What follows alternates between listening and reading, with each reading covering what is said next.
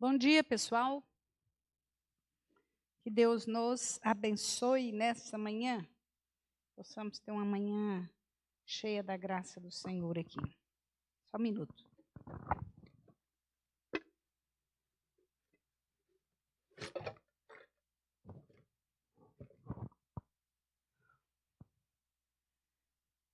Vamos orar, pedir para o Senhor nos ensinar nessa manhã, né?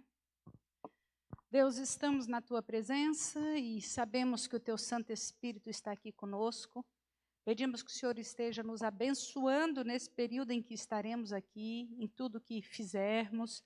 Que o Senhor cuide de nós, que o Senhor tenha liberdade de tratar conosco, tanto aquelas pessoas que estão aqui nesse momento nos ouvindo, como aquelas que estão à distância e que estão ouvindo nesse momento, ou que ouvirão essa mensagem em outra situação.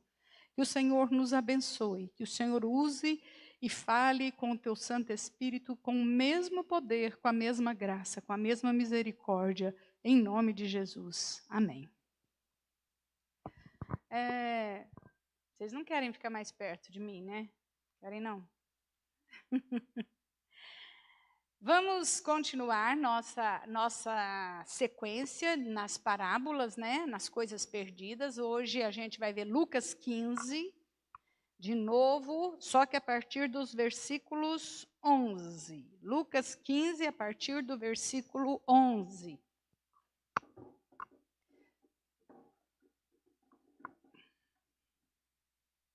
Lucas, capítulo 15, a partir do versículo 11.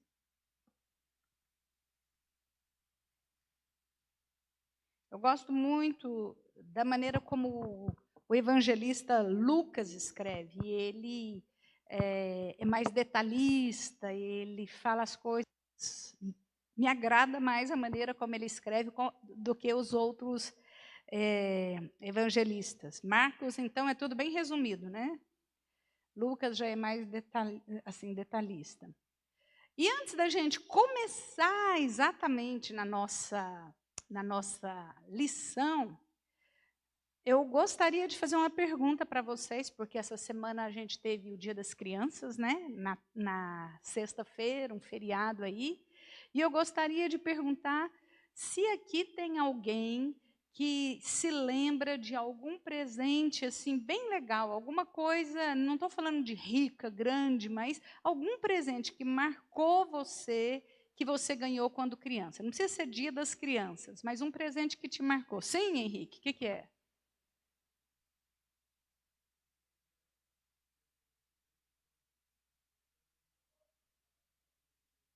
8 anos de idade e ganhou uma bola que estava na prateleira.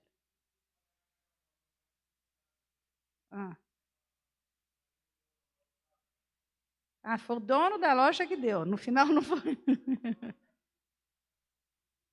Nunca esqueceu disso daí. Alguém lembra de algum presente? Nossa, esse presente foi bem legal. Não me esqueço. Eu ganhei. Tem alguma coisa ou não? Sim.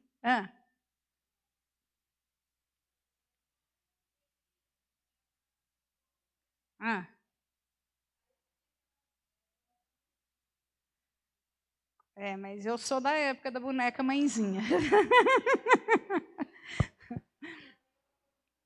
Aí você ganhou a boneca mãezinha. E você, Rodolfo? Queria uma bicicleta e passou vários anos. Aí um dia meu pai estava lá, morava em sítio. E ele falou assim: busca uma ferramenta para mim lá no Natal, isso aí. Aí eu abri o quartinho de ferramenta e uma bicicleta. Que delícia! Tinha uma bicicleta guardada no quartinho que ele aguardava há tantos anos. E, por falar em bicicleta, lá em casa a coisa era assim: todo Natal, todo aniversário, meus pais tinham cuidado de dar um presente para a gente. Mas geralmente era coisa bem, bem simples, porque não tinha muita grana, tal, né? E eu aprendi a andar de bicicleta numa bicicleta de um primo meu. E daí eu andava numa bicicleta que era do meu pai. uma bicicleta gigante, e a gente só usava aquela bicicleta. Mas eu não tinha a minha própria bicicleta, eu tinha muita vontade, né? Principalmente eu que tive sempre esse espírito mais aventureiro, nunca fui muito fã de brincar de boneca, eu gostava mesmo, era bola, era bicicleta, era essas coisas assim. Então, uma bicicleta para mim fazia muita falta.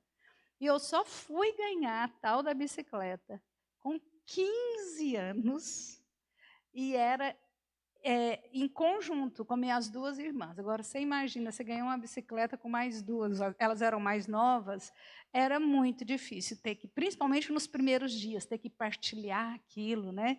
Mas eu acho muito interessante, é uma coisa que mesmo um presente que mesmo dividido e que eu esperei tanto, é uma coisa que me agradou, é uma coisa que trouxe muita alegria para o meu coração. Então, ganhar presentes dos pais, ter essa memória afetiva é muito importante. Nós precisamos cultivar isso para as crianças. E não precisa ser coisa cara, não precisa ser coisa extravagante. Basta a gente lembrar e marcar aquele dia, aquele momento com coisas especiais. E eu estou falando disso porque hoje a parábola que a gente vai tratar fala sobre pai, né? Sobre família. E Jesus continua aqui, nesse texto, ensinando uma sequência, e ele dá mais um exemplo de perda. E eu fico questionando, quando eu leio esse texto, por que ele deu esses 3 exemplos de maneira assim, encadeada e sequencial? Por que Jesus teve esse cuidado de contar 3 parábolas seguidas, falando as 3 sobre perdas? E analisando, estudando, pensando, eu cheguei à minha conclusão, eu não vi isso em livro, não. A minha conclusão, que pode estar errada, é que, em muitos casos, talvez na maioria, as perdas se dão mais ou menos assim. Elas vão numa escalada descendente. A gente começa primeiro com a perda da união, que é o que a gente viu lá a partir do versículo 3 desse capítulo. Então, primeiro perde-se a união. Começa a haver falta de prazer de estar junto com aquelas pessoas que antes a gente gostava de estar junto. Com aquelas pessoas que antes nos eram valiosas, que a gente considerava interessantes. Esse prazer vai se perdendo. É assim com a família biológica e é assim também com a família da fé. Na família da fé acontece do mesmo jeito. Dificilmente uma pessoa acostumada e envolvida com a igreja, ela abandona a comunhão da noite para o dia. Dificilmente você vai ver uma pessoa que trabalha na igreja, que se esforça na igreja, que está envolvido com 1000 coisas, do dia para a noite, ela fala assim, não vou mais. Não, isso não é assim, é um processo lento, um processo paulatino, um processo gradual, um processo discreto. Discreto. E ele vem envolvido com uma mudança no jeito da própria pessoa olhar e ver as coisas. Aquilo que antes parecia tão legal, agora geralmente vem com um olhar cheio de críticas que antes não existiam. Então, é um processo. Vem um processo que vem tomado de insatisfações, um processo que vem, que está muito relacionado a essas insatisfações, muito relacionado com insatisfações particulares. Não está do meu jeito. Não tá. Então, a pessoa perde a visão do todo e começa a ter aquele olhar muito individual, muito egoísta, e isso vai gerando um afastamento. Tanto dentro da nossa casa, como dentro de uma comunidade que a gente chama de família de Deus, né? E dentro da nossa casa, normalmente, esse processo, se a gente não ficar muito alerta, se os pais não ficarem alertas, eles não percebem isso acontecendo. Porque vai acontecendo, o diabo trabalha de maneira muito sutil.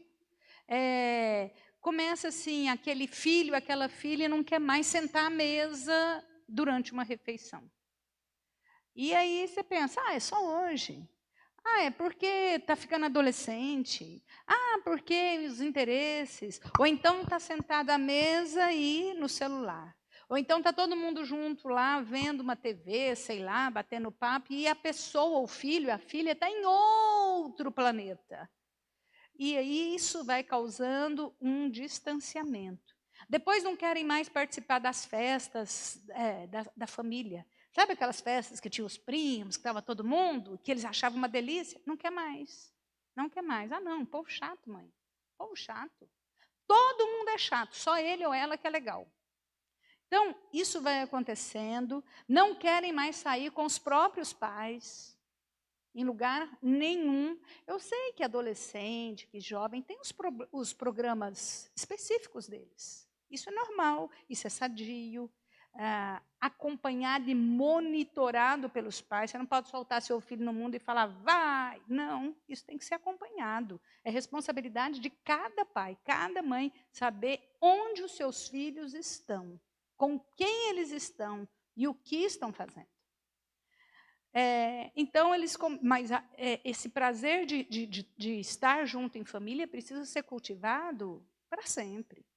Isso não pode ser uma coisa assim, ai meu Deus, tenho que comer uma pizza com a minha família. Que saco. Isso não é normal. Não é normal. Então, nós não querem sair mais com a família, e aí também já não quer mais, sabe o quê? Ir para a igreja. Ir para a igreja. Um dos primeiros sintomas que pais percebem que os filhos estão se distanciando é quando eles falam, não quero mais ir na igreja. Não quero, não quero. Perde a graça da companhia, não só familiar, dos passeios juntos, das viagens. A gente tem um amigo que pastor, ele tem 2 filhos, e aí ele foi de Goiás e foi para o sul numa viagem. Gastou uma grana, tal. Ele, a esposa e os 2 filhos.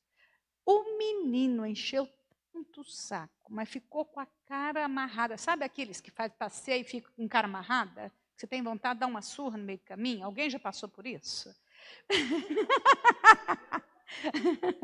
Aí, mas ele atormentou tanto o pai e a mãe, que sabe o que o pai fez? Colocou ele num ônibus e falou, volta para casa. É melhor ficar sem você do que com você com essa cara aqui nesse lugar. Então, existem casos que vão complicando. Sabe aquele almoço em família, que junta todo mundo? Não, não quero mais. Não quero mais. Mas vai estar todo mundo. Fulano é chato.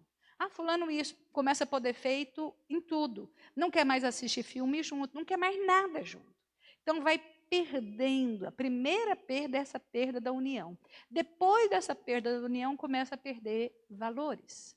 Aquilo que um dia foi valioso começa a ser desprezado, deixado de lado, abandonado. Na família física, né? O que antes era visto assim como valores que preservavam e valorizavam a moral e o bom relacionamento dentro de casa, agora começa a ser considerado como careta. Não, não, pai. Não, mãe, pelo amor de Deus. Isso é tudo, está sem noção. Não, é autoritarismo isso daí. Ou então, nossa, vocês estão com a cabeça muito fechada, o mundo é diferente, meus colegas são diferentes. Todo mundo pode, por que só eu que não posso? Todos os pais deixaram, só vocês que não. Isso, gente, todo pai e toda mãe escuta. Todo pai e toda mãe escuta. Então, sabe o que você tem que fazer? Você passa um X nessa história, e a hora que vem com esse papinho, todo mundo vai. Todo mundo vai, você não. Vai ficar revoltada, vai ficar triste, vai ficar... Deixa ficar, deixa ficar. Isso faz parte do processo, né? Então, depois que vai perdendo esses valores, vai perdendo o valor do diálogo. Sabe aquele filho caladão que antes conversava, contava tudo para você, aquela filha que dividia, e agora só vive trancada dentro do quarto? Só vive com os colegas da internet? E aí vai perdendo também coisas mais profundas. Vai perdendo o respeito. Nossa, mas nunca me respondeu desse jeito. Olha como é que está respondendo agora. E a gente tem o quê? Que saber lidar com aquilo logo das primeiras vezes. Porque se for dando trela, porque está nervoso hoje? Por que está nervosinha hoje? Porque ela está na TPM. E se a gente for deixando, você vai perder completamente o controle, né? E aí, perde-se também a admiração. Ao invés de ter orgulho do pai que trabalha, da mãe que é batalhadora, do pai que é crente, da mãe que é consagrada, tem vergonha. Tem vergonha, não admira. Legal é o pai do fulano, legal é a mãe de não sei quem. Então, os valores vão perdendo. E o terceiro estágio, quando já não se tem mais o prazer do encontro, né, da comunhão, ou então quando não enxerga mais valores como algo importante e vital, perde-se a vida, que é exatamente o que a gente vê aqui com relação à palestra, à parábola que começa no versículo 11. Então, dá para perceber que é um processo que vai pouco a pouco. E se a gente olhar para esse rapaz aqui, se a gente olhar para esse jovem, a gente vai ver que primeiro ele perdeu o prazer da união. Depois ele perdeu os valores, para agora ele entrar nesse processo. E o versículo 11 começa assim. Jesus que continuou, né? Continuou. Certo homem tinha 2 filhos. E eu começo parando por aqui. Certo homem tinha 2 filhos. Levanta as mãos aqui quem tem mais de um filho, por favor. Os pais que têm mais de um filho. Quando a gente tem mais de um filho, a gente precisa entender uma coisa. Nossos filhos não são iguais. Primeira coisa que a gente precisa entender para poder lidar com esses filhos. Aqui fala que ele tinha 2 filhos. Se são 2, se é mais de um, você pode ter certeza, eles vão ser diferentes. Essa é a primeira lição que nós, como pais, precisamos aprender. Nós precisamos entender isso. Olha, eu trouxe isso daqui, que é uma coisa muito simples, mas para representar como são os filhos. Nós, por exemplo, numa cozinha, a gente tem objetos, instrumentos diferentes para lidar, para fazer as coisas. E não adianta, todos são importantes. Alguns desses objetos você usa mais, outros você usa menos, mas todos têm um valor. Todos têm um objetivo diferente. E nós precisamos olhar para esses objetos e pensar assim, por exemplo, isso aqui são coisas minhas, né? Isso aqui eu uso para caramba, uso bastante. Mas isso daqui eu já não uso muito. Mas quando eu preciso, ele é importante para mim. Ele é valioso para mim. Tudo faz parte do meu dia a dia, da minha cozinha, dos meus afazeres. Isso tudo é importante. Os filhos são assim, são diferentes. São diferentes. Existe um momento específico para se usar, para você lidar, uma maneira específica para você lidar com cada um. Então, na nossa história, esse filho aqui, também, esses filhos eram diferentes. E na nossa casa, se você for olhar, você vai ver que talvez você tenha um filho que é mais saudável do que o outro. Talvez você tenha um filho que é mais fácil, mais dócil. Não tem criança que é muito mais fácil de lidar? Tem uns que parece que Deus fala assim, vou mandar esse aqui praticamente pronto para você. Em compensação, gente, mas tem outros. Então, nós temos filhos que são crentes, que são cheios de habilidades, mas isso não significa que o irmão vai ser do mesmo jeito. Filhos dos mesmos pais são diferentes. Um pode ser mais amoroso, mais calmo, outro pode ser assim, todo animado, tudo tá bom, vira uma festa onde ele está sempre. Outro pode ser mais calado, pode ser depressivo. Nossos filhos são diferentes. Um é super otimista, enquanto o outro é inseguro, é medroso, é frágil. Um é dedicadíssimo na escola e o outro vai para a escola na marra, todo dia. Você tem que arrancar da cama na marra para ir para a escola. A pergunta é, quantos filhos você tem? Cada um precisa de um pai e de uma mãe diferentes. Nós precisamos entender isso. Cada filho nosso precisa de um pai e de uma mãe específicos para ele. Não significa porque você tem 3, 4, 5, coisa rara hoje, né? Que você vai ser a mesma mãe ou o mesmo pai para aquelas pessoas.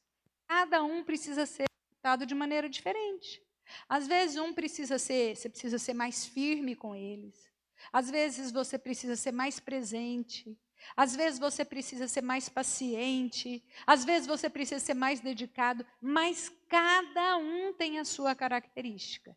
Cada filho exige de nós habilidades diferentes. E nós não podemos criar os nossos filhos de maneira igual, porque eles são diferentes. Não tem aqueles pais que falam assim, olha, eu criei todo mundo igualzinho. É um erro. Eu sei que o desejo é no sentido assim, de oferecer as mesmas coisas, as mesmas oportunidades. Mas é um erro, porque nossos filhos são diferentes. Nós precisamos pedir para Deus nos dar essa habilidade de saber lidar com cada um. Tem uns que sabem lidar com dinheiro, outros não. Tem um que você coloca, por exemplo, uma mesada, vou colocar um dinheiro na sua mão. Ele torra aquilo em 1 minuto. E acabou e já está pedindo mais. Enquanto o outro guarda, põe no cofrinho. Nós precisamos saber que temos filhos diferentes e não podemos criá-los de maneira igual. Alguém gostaria de falar alguma coisa com relação a isso? Sim.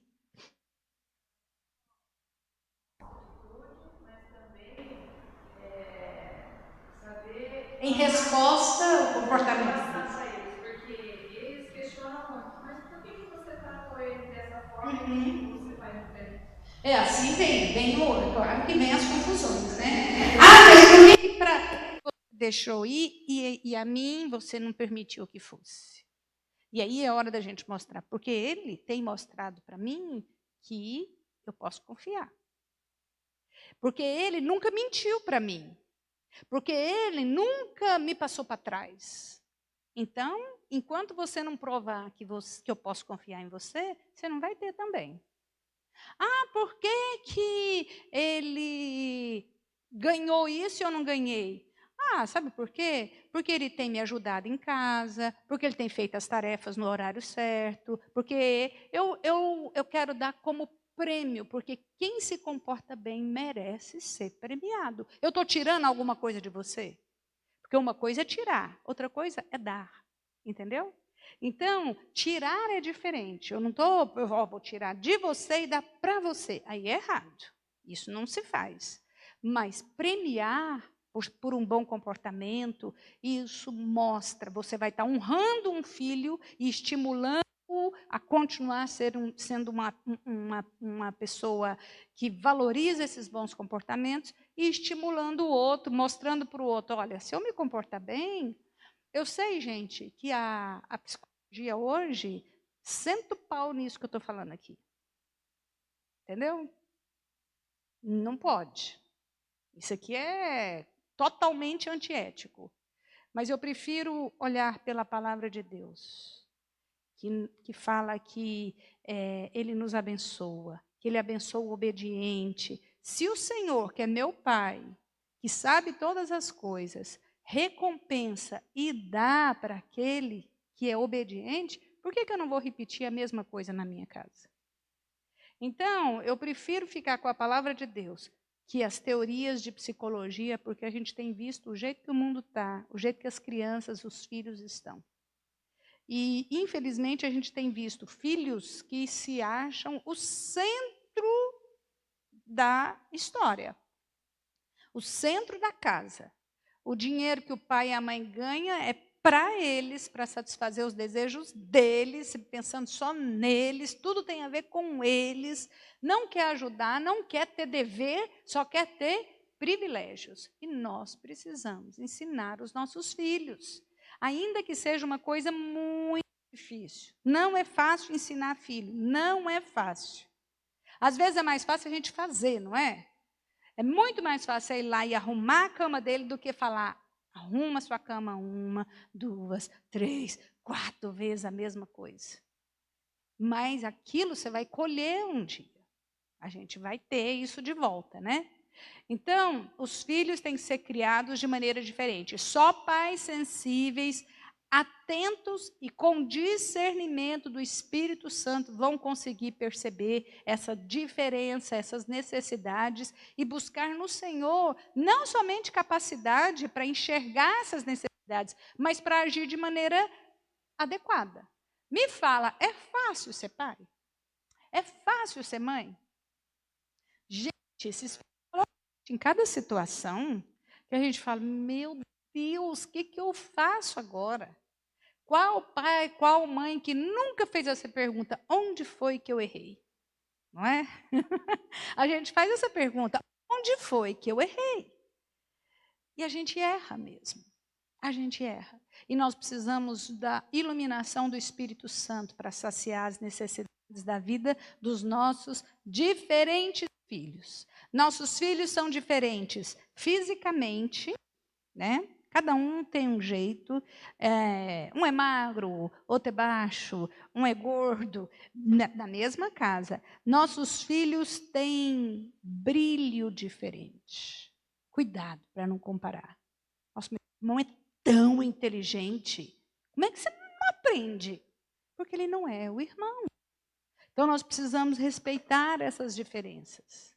Agora, nós não podemos fazer comparação com inteligência, comparação com desempenho físico, comparação com dons e talentos, mas nós temos que ter um padrão de obediência. Não, obediência é uma coisa que todo mundo tem que ter. Respeito, todo mundo tem que ter. Ah, meu irmão respeita, eu não respeito, eu sou assim. Isso não. Entendeu?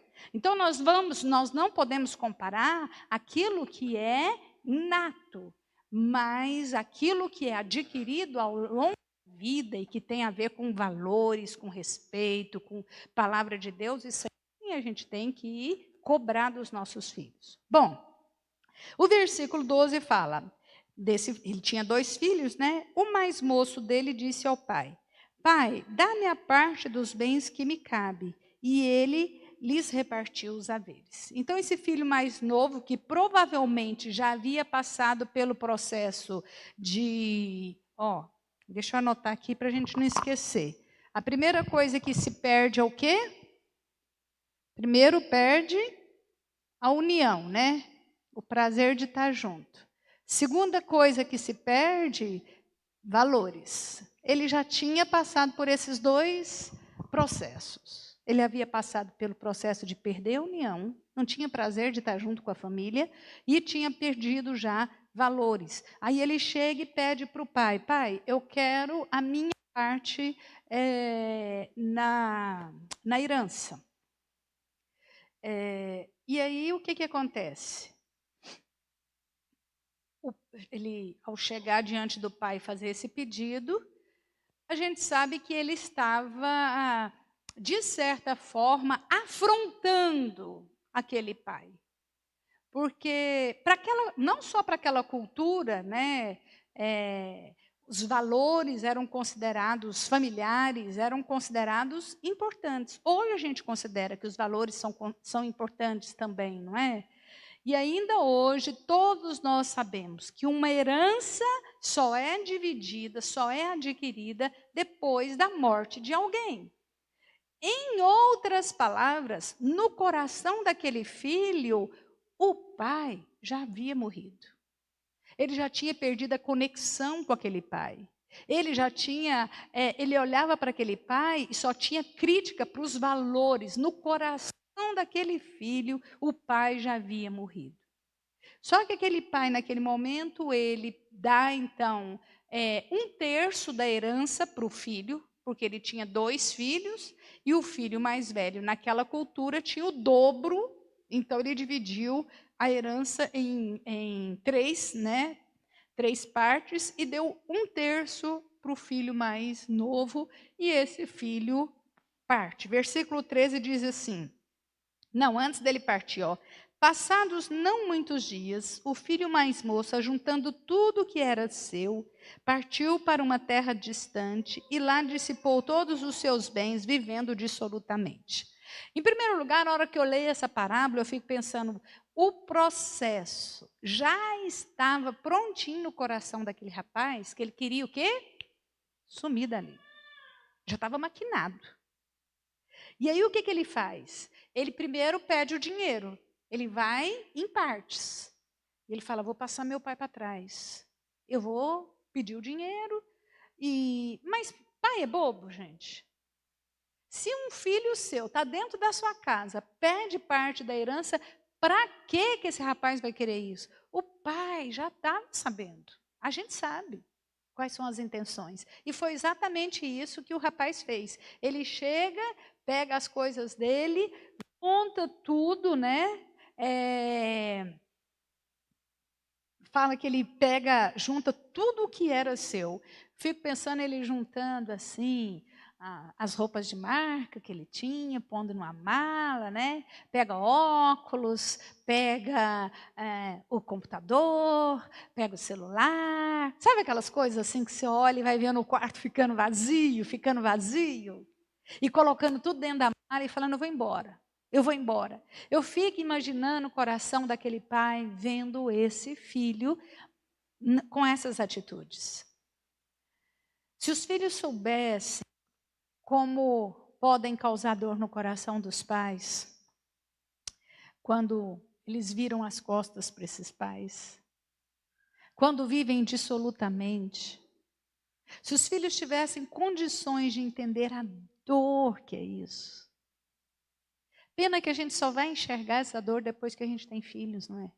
A gente vai enxergar e entender exatamente o que é paternidade, o que é maternidade, depois que a gente tem os próprios filhos. Depois que a gente vive essa experiência. Então, o filho obediente, ele faz isso por fé, por respeito. Em primeiro lugar, a palavra de Deus, e por aquelas pessoas, ele faz por amor. Mas quando perde-se isso, ele não tem noção dessa dor que ele é capaz de causar na alma de um pai e uma mãe quando ele vive o abandono, né? Quando ele vira as costas. O pai sabia que as intenções daquele rapaz não eram as melhores. A gente conhece o filho que tem. Todo pai, toda mãe.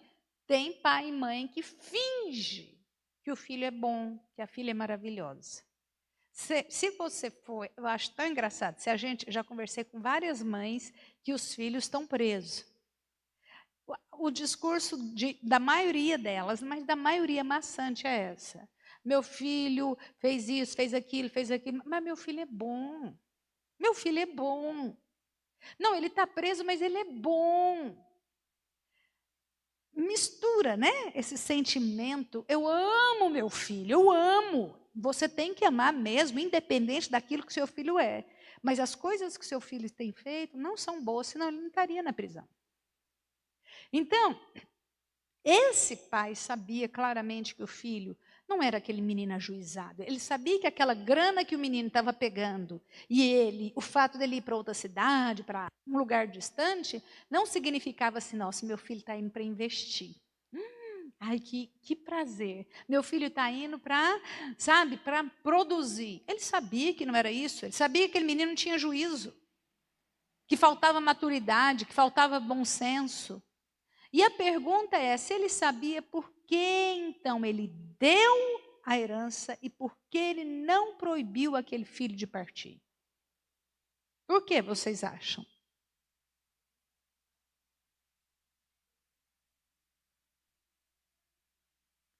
Você acha que ele estava querendo mostrar na prática para o filho que... Vamos ver o que vai fazer. Vocês já viram isso? Isso acontece mesmo com muitos pais, não é? Você fala, não. Chega uma hora e fala, então vai, então faça.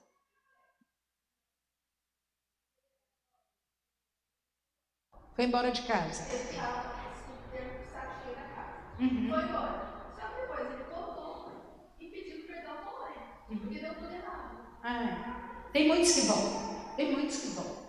Então, uma das razões é porque esse pai aqui representa Deus. Esse pai da história representa Deus, o nosso Pai celestial, que nos quer por perto dele por amor e não por obrigação. Ou não por dever. Nossa, eu tenho que estar perto de Deus. Não é assim que Deus nos quer. Não é assim que Deus nos quer servindo.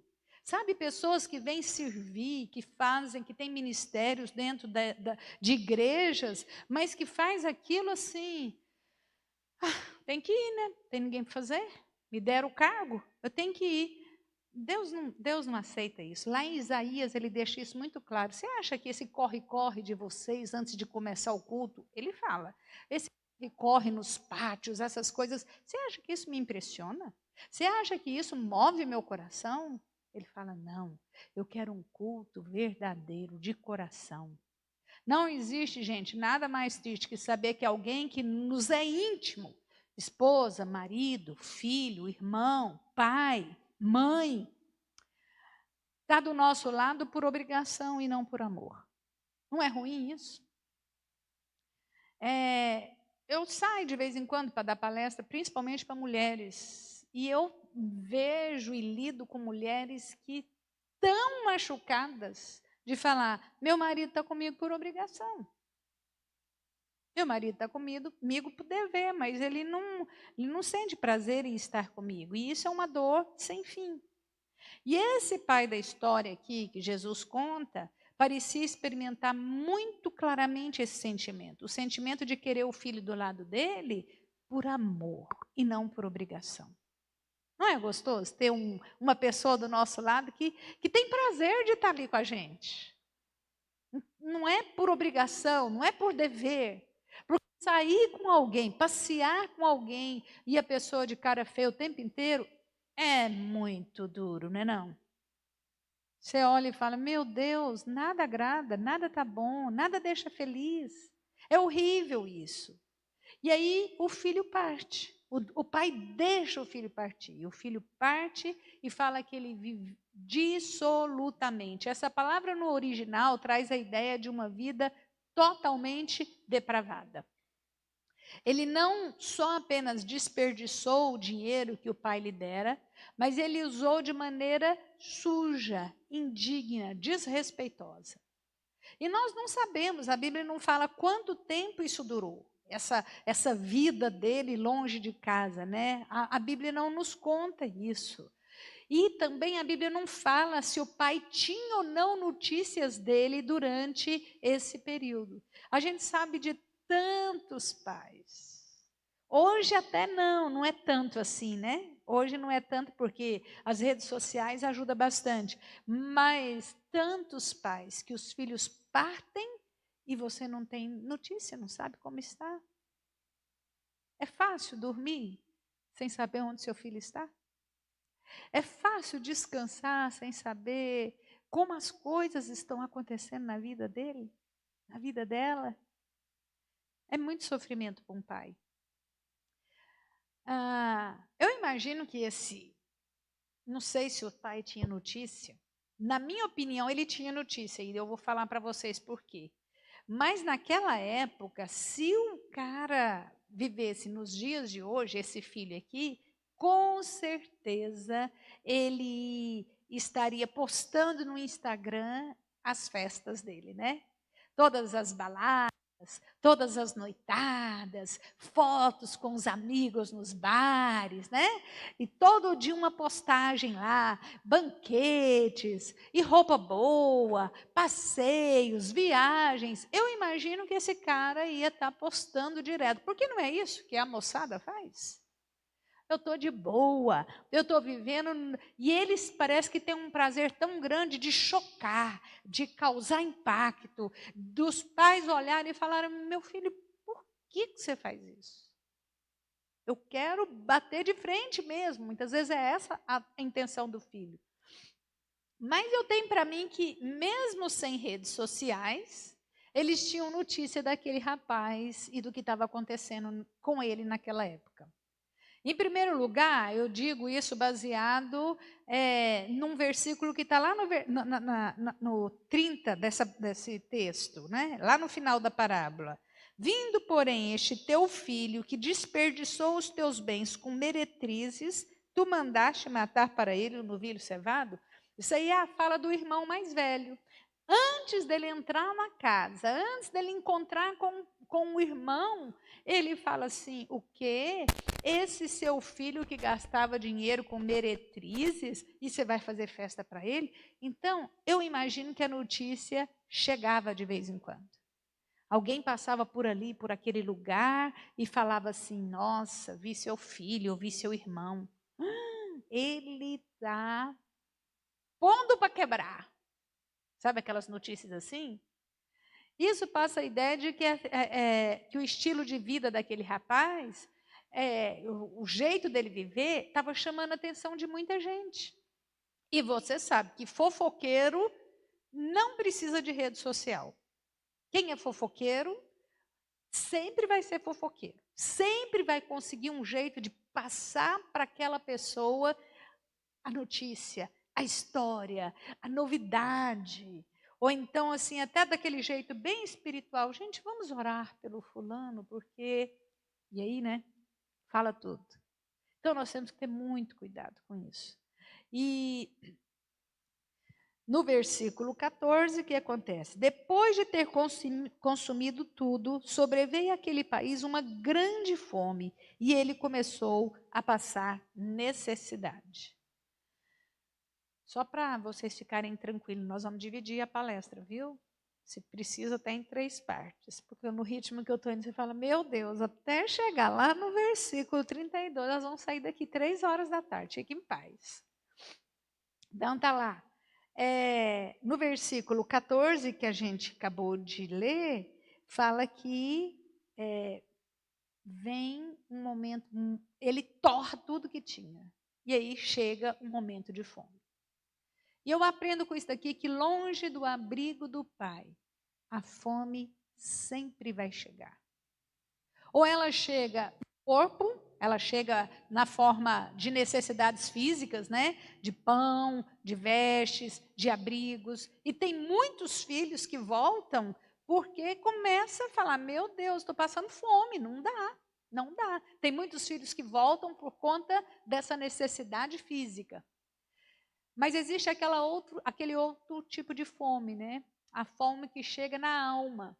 Chega a fome de afeto. Longe da casa do Pai, você vai ter fome de conhecimento, fome de cuidado, fome de respeito, fome de carinho, fome de amor, fome de relacionamento. Você vai sentir todo esse tipo de fome.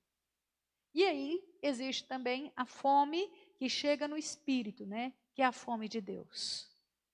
Mas, de alguma forma, a fome vai alcançar aquele que está longe da casa do Pai.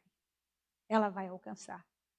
E quando a fome chega e a necessidade bate na porta dos filhos, né? Ou de qualquer um de nós que estamos longe do Pai, nós temos 2 caminhos a seguir.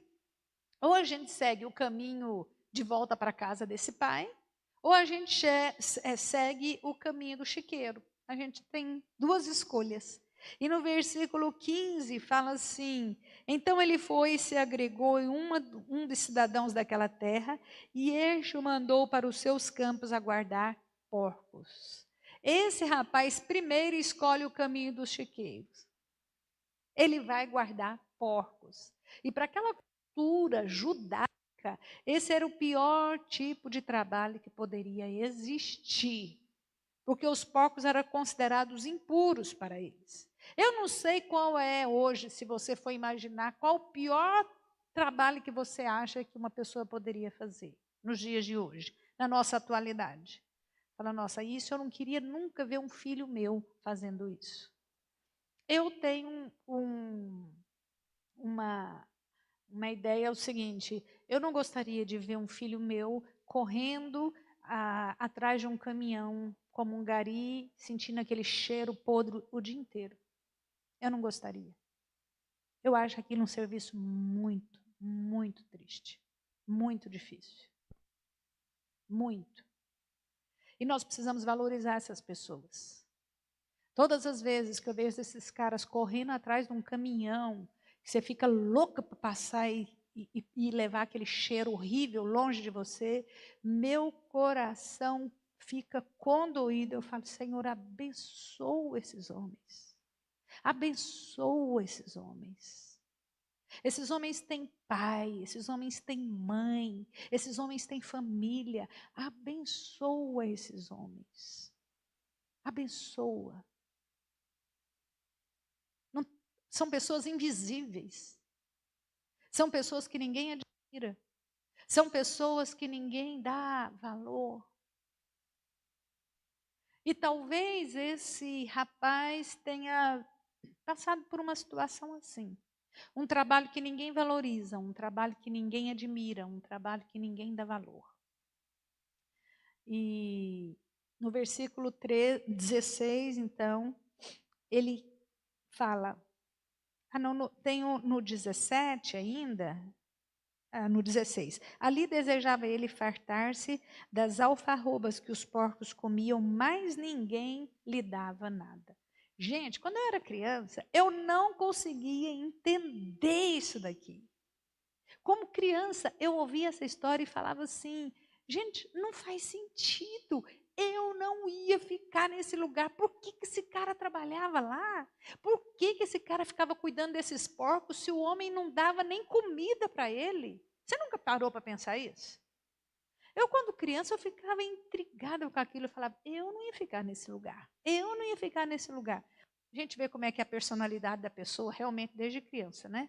Porque eu realmente ia ficar inconformada, ia dar um jeito, não ia me acomodar ali. Então eu ficava pensando, por que ele insistia em viver cuidando de porcos e levando aquela vida sem ao menos conseguir saciar as suas necessidades básicas? E hoje eu entendo que para mim realmente era muito difícil compreender esse texto, porque esse texto está, na verdade, revelando uma verdade espiritual. É muito maior do que uma criança pode entender. E a verdade espiritual que eu enxergo aqui é que um homem em Deus, longe do Pai, ele vai sempre sentir fome. Por mais que ele trabalhe, por mais que ele se esforce, por mais que ele se empenhe, por mais que ele se dedique, ele vai sempre sentir fome. A alma dele vai estar profundamente carente e insaciável. Então isso tem a ver com uma verdade espiritual. Sem falar também na cegueira que impede de enxergar a verdadeira condição de escravidão e miséria que ele se encontra. Tem gente que você olha e fala assim, gente, mas por que essa pessoa não muda? Por que essa pessoa não sai daí? Por que essa pessoa não arranja outro rumo? Não tem gente assim que você olha? Você não conhece gente assim? Você fala, eu não consigo entender. Porque essa pessoa está acorrentada. Longe do Pai, nós estamos acorrentados. O diabo nos acorrenta. O diabo nos prende. O diabo nos impede de seguir na direção do livramento, da visão, que dá clareza. Então, ele causa essa cegueira que impede que nós possamos enxergar a nossa verdadeira condição. O homem longe do Pai, longe da casa do Pai, vive acorrentado nos seus próprios desejos, vive acorrentado no seu orgulho, vive acorrentado na sua soberba. Muitas vezes ele está sofrendo e fala, não, mas eu não vou vou voltar não. Está acorrentado no orgulho. Não vou pedir perdão, está acorrentado na soberba. E sem o poder do Espírito Santo, ele não consegue se mover. Por isso nós precisamos orar por essas pessoas. Por isso nós temos que interceder pelos nossos filhos. Senhor, que o teu Santo Espírito trabalhe, porque a minha palavra de mãe não tem força para isso. Que o teu Santo Espírito convença, porque a minha palavra de pai não tem poder para transformar, para libertar, para mudar a visão, para mudar o comportamento do meu filho, da minha filha, do meu marido, da minha esposa, do meu irmão, de alguém que você ama e que você sabe que está acorrentado. É oração, é intercessão, é pedido, é súplica, é jejum. Tem coisas que a gente tem que fazer pela vida dos nossos filhos que requer de nós jejum, oração, súplica, dedicação, sacrifício. Tem coisa. Você pôs filho no mundo, esteja disposto, esteja disposta a pagar o preço. Nós precisamos fazer isso.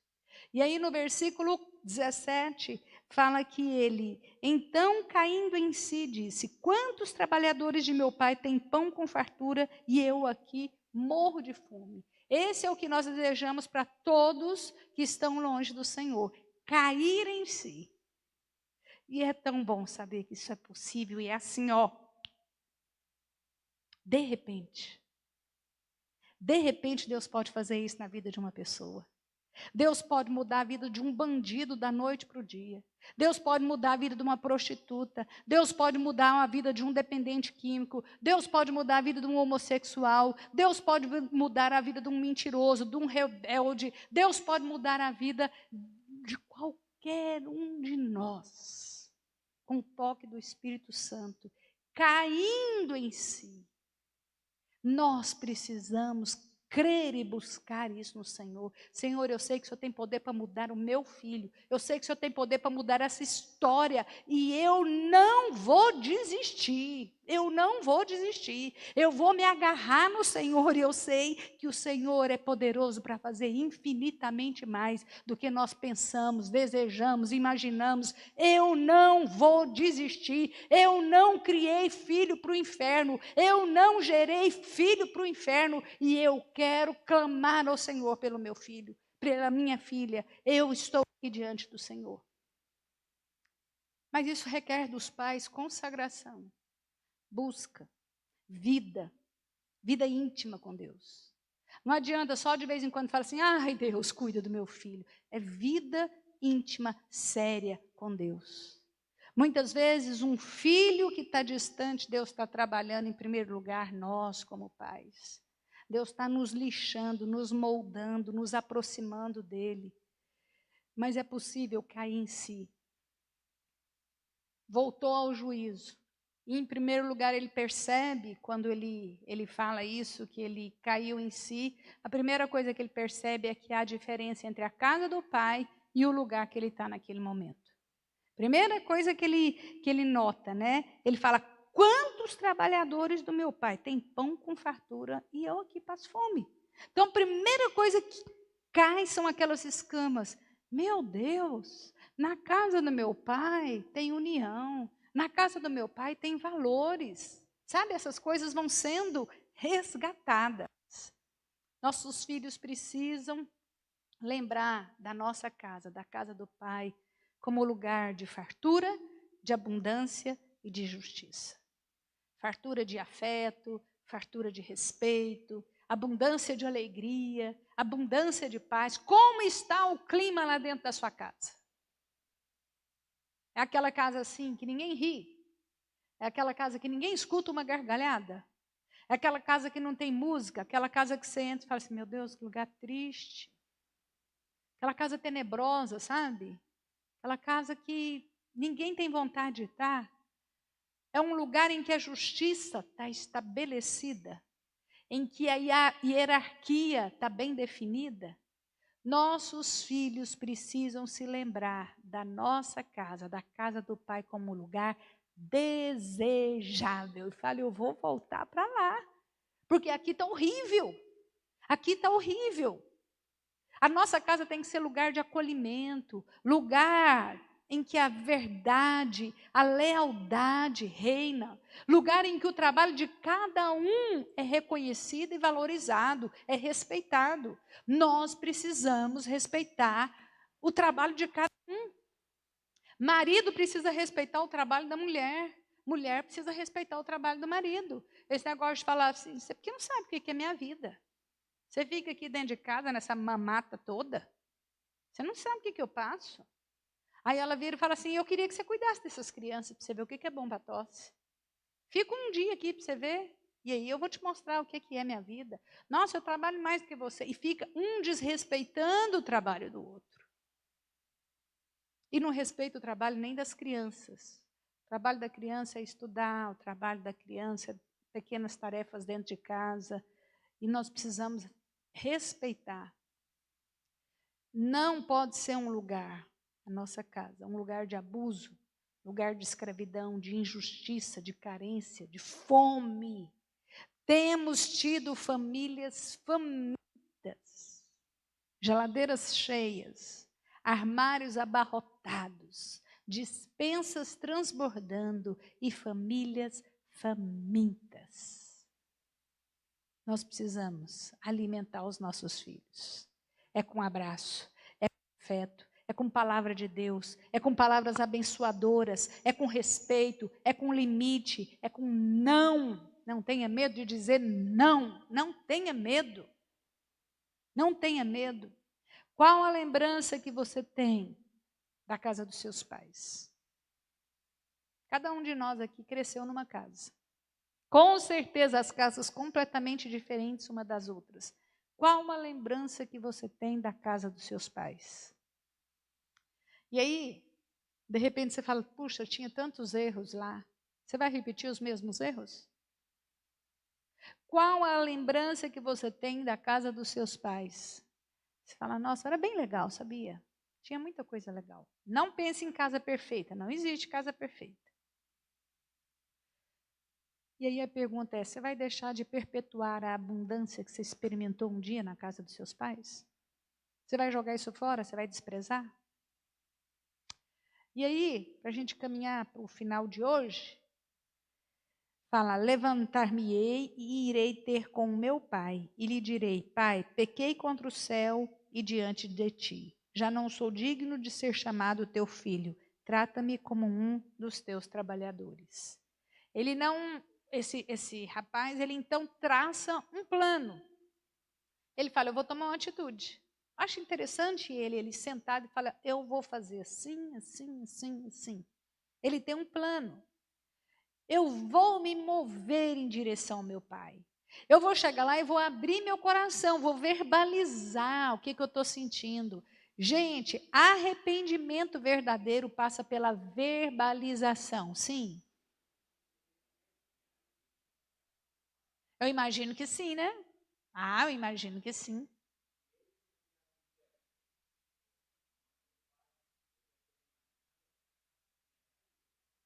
De repente ele pensa, será que lá o negócio está... Ele tinha, provavelmente ele tinha notícia. O mesmo fofoqueiro que levava, devia trazer, né? Fala, nossa, lá no seu pai, sabe, está tudo bem lá no seu pai. Nossa, está bem legal lá, está jóia. Então, o arrependimento verdadeiro passa pela verbalização. Muito cuidado com essas pessoas que falam, eu estou muito arrependido, mas não pede perdão. Marido e mulher, você precisa pedir perdão um para o outro. Você precisa pedir desculpas por coisas, por detalhes, por erros. Mas isso é tão pequeno, e daí que é pequeno? Um espinho que entra na mão da gente é pequeno, não é? Mas dói, incomoda, fica o tempo inteiro ali incomoda. Enquanto você não tira aquilo, você não se sente aliviado. Do mesmo jeito, pequenos erros, pequenas palavras, como diz, pequenas patadas, né? Isso dói, isso precisa ser corrigido, isso precisa ser verbalizado. Me desculpa, me perdoa. Arrependimento verdadeiro passa pela humilhação. Não tem jeito de eu pedir perdão se eu não me humilhar. Arrependimento verdadeiro passa pelo reconhecimento de pecados, de erros, de faltas. E nós notamos que nas 3 parábolas o pecado é destacado como obstáculo para uma vida abundante. Nas 3 parábolas, quando o Senhor fala da perda da união, ele fala, olha, quando perde-se a união, quando um pecador se arrepende, ele fala de pecado. Aqui, a hora dos valores, ele fala, quando se perde, quando um pecador se arrepende, o pecado precisa ser relacionado com nome dentro da nossa casa. Dê nome aos pecados na sua vida, na sua casa, na sua família. Filho, mentir é pecado. Responder, virar as costas para o pai desse jeito é pecado. Lá em Provérbios fala que fazer esse movimento aqui, ó, é pecado. E muitas vezes a gente esquece, né? A gente vê tanto filho fazendo assim para pai. Não deixa seu filho fazer isso para você. Isso é pecado. Ensine o seu filho que isso é pecado. Faça isso para o seu marido. Não faça isso para a sua esposa. Arrependimento verdadeiro. sensação de indignidade, que é isso que esse cara fala aqui. Já não sou digno, eu não quero que o Senhor me trate como filho, eu quero ser empregado, porque eu reconheço a burrada que eu fiz. Quando a gente arrepende de verdade, a gente tem vergonha. Vergonha. O arrependimento verdadeiro passa pela vergonha. Puxa, para que eu fui falar aquilo? Para quê? Por que eu agi assim? Que vergonha. A gente tem vergonha até de olhar para a pessoa. Esse é o arrependimento verdadeiro.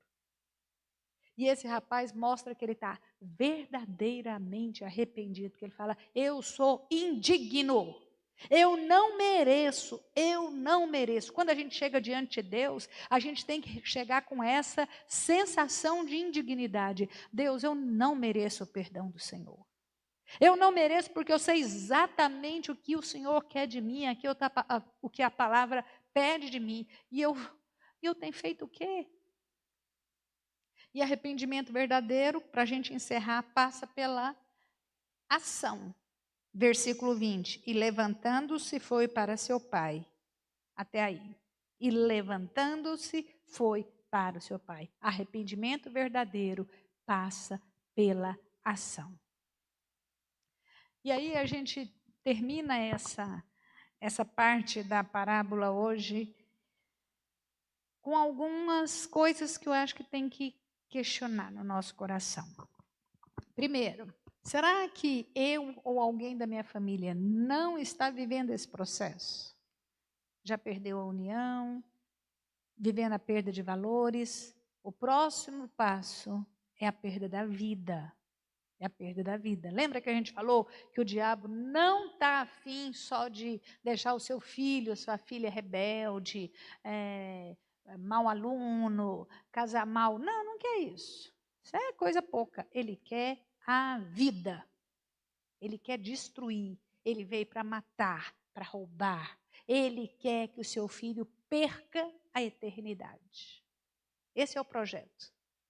Nada menos que isso. Ele quer o inferno. Isso que ele quer. Então, nós precisamos observar. Na minha casa, tem alguém, ou eu mesmo estou vivendo esse processo? Na minha vida espiritual, será que eu já perdi a união? Não vejo graça nas coisas de Deus, com o povo de Deus?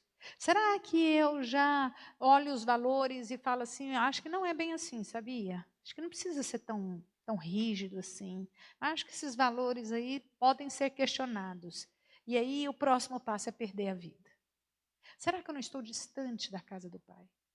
Será que eu não tenho vontade de pegar minhas coisas e sumir?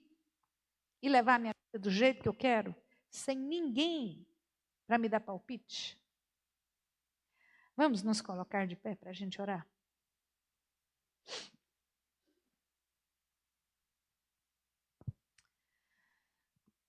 Pai, a tua palavra é tão profunda, é tão abrangente. E ela nos desperta, Senhor, para aquilo que nós temos vivido, primeiro individualmente. Nós queremos analisar a nossa vida e ver como nós temos caminhado. Nos perdoe, ó Pai, porque muitas vezes a gente deixa coisas pequenas e roubando de nós o prazer da união. Muitas vezes nós permitimos que a influência do mundo roube de nós os valores da tua palavra, os valores estabelecidos pelo Senhor. E, por fim, nós permitimos, ó Pai, que o diabo vá roubando de nós a vida que o Senhor tem para nos oferecer. Nos perdoe porque muitas vezes queremos viver por nós mesmos. Queremos só as bênçãos do Senhor, só a herança do Senhor, mas não queremos viver na companhia do Senhor. Não queremos desfrutar da presença do Senhor, do trabalho na tua casa, do esforço em manter a tua casa, a tua propriedade em ordem. Nos perdoe por isso. Nos parecemos tanto com esse rapaz. Tanto, Deus. Queremos tanto as bênçãos do Senhor. Tanto. as riquezas que o Senhor tem para derramar sobre as nossas vidas. Mas não temos muitas vezes o mínimo prazer em nos assentarmos diante do Senhor, da tua face, e te agradecer, e te adorar, e te contemplar, e te bendizer. Nos perdoe e nos ajude a olhar para a nossa família, para a nossa casa. E pedimos ao Senhor que o Senhor a cerque, que o Senhor a proteja, que não permitamos, ó Pai, que o diabo tenha influência sobre a vida dos nossos filhos. Nos ajude a levantarmos como guerreiros, como pais que realmente estão dispostos a dar a própria vida pelos filhos. Nos ajude a levantarmos em oração, em jejum, em busca, em uma batalha que está sendo travada contra a vida dos nossos filhos. Em nome de Jesus, nós vamos para essa batalha, Pai, clamando por vitória, porque sabemos que o Senhor é mais do que poderoso. Nos ajude a ter fé, nos ajude a termos discernimento para cuidar dos nossos filhos, cada um com as suas necessidades, cada um com as suas particularidades. E como pais, nós confessamos diante do Senhor que nós não conseguimos por nós mesmos. Somos falhos, somos limitados, somos parciais. Perdoa e traga de volta os nossos filhos. Traga de volta os nossos filhos. Especialmente aqueles pais que estão aqui nessa manhã e que têm vivido dores profundas, com filhos que saíram de casa, ou filhos que estão dentro de casa, mas já estão distante dela, do nosso coração, há muitos anos. Traga de volta, nós pedimos em nome de Jesus. Amém.